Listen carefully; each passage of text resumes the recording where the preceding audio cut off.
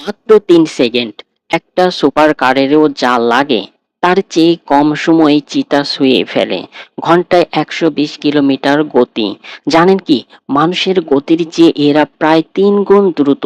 এই প্রাণীটি প্রকৃতিতে থাকা গতির প্রতীক। কিন্তু আজ আপনার দেখা এই গতিশীল বিস্ময়কর শিকারীটি বিলুপ্তির মুখে। ভাবতে পারছেন, চিতা নামটা শুনলে চোখের সামনে ভেসে ওঠে গতি আর ক্ষিপ্রতার প্রতীক। মাত্র কয়েক সেকেন্ডেই ঘন্টায় ১২০ কিলোমিটার এই অবিশ্বাস্য গতিতে দৌড়াতে পারে তারা। কিন্তু চিতার এই ক্ষমতা শুধু দৌড়ানোর মধ্যেই সীমাবদ্ধ নয়।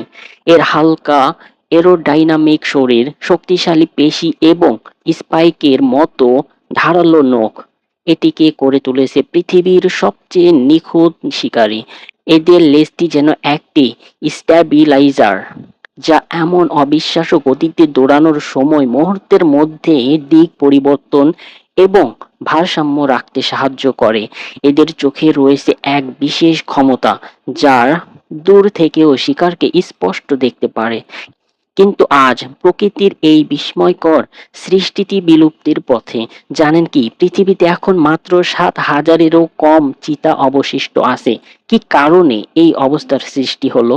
মানুষের লোভ, ধ্বংস আর অবৈধ শিকার। এই ৩টি কারণ ধীরে ধীরে এই দ্রুততম প্রাণীটিকে চিরতরে আমাদের পৃথিবী থেকে হারিয়ে দিচ্ছে।